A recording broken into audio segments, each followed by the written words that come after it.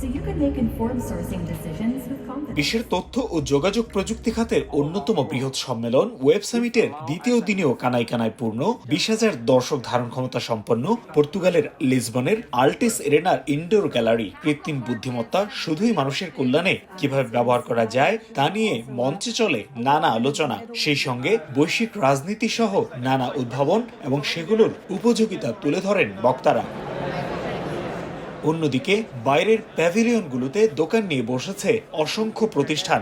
নতুন আসা স্টার্টআপ কোম্পানিগুলো তাদের উদ্ভাবন দর্শনার্থী ও বিনিয়োগকারীদের সামনে তুলে ধরছেন। ক্রেতাদের আগ্রহী করতে তুলে ধরা হচ্ছে খুঁটিনাটি বিষয়। বিনিয়োগের সম্ভাবনাময় বিভিন্ন খাত ঘুরে দেখছেন সংশ্লিষ্টরা। সৃজনশীল চিন্তা বা পরিকল্পনা বিনিময়ের পাশাপাশি প্রতিষ্ঠানের পরিচিতি বাড়াতে ওয়েব সামিট অন্যতম বড় মাধ্যম বলে মনে করছেন অংশগ্রহণকারীরা। ওয়েব সামিট অসাধারণ একটি ইভেন্ট। আইটি খাতের সঙ্গে যুক্ত অনেক মানুষ আসেন এখানে। নেটওয়ার্কিং বা যে কোনো স্টার্টআপের প্রচারণার দারুণ ক্ষেত্র এটি। এছাড়া এখানকার আতিথেয়তা ও বন্ধুসুলভ আচরণ আমি খুব উপভোগ করি। সাধারণ অংশগ্রহণকারীদের পাশাপাশি আমাদের মূল লক্ষ্য বিনিয়োগকারী ও মিডিয়ার কাছে স্টার্টআপ পরিচিত করা। সামনেই আমরা নতুন স্টার্টআপ নিয়ে আসছি, যেটা বিশ্বের পর্যটকদের জন্য এক ধরনের অনলাইন গাইড হিসেবে কাজ করবে।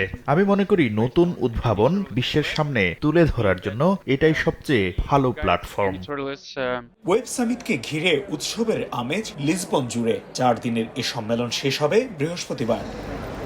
ওয়েব সামিটকে ঘিরে লিসবনে লক্ষাধিক মানুষের সমাগম হয়েছে বলে ধারণা করছে নগর কর্তৃপক্ষ।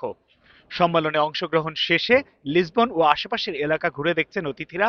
তাতে চাঙ্গা পর্যটন সংশ্লিষ্ট প্রায় সবকটি খাত। খুশি পর্তুগিজরা। তারিকুল হাসান আশিক, সময় সংবাদ, লিসবন, পর্তুগাল।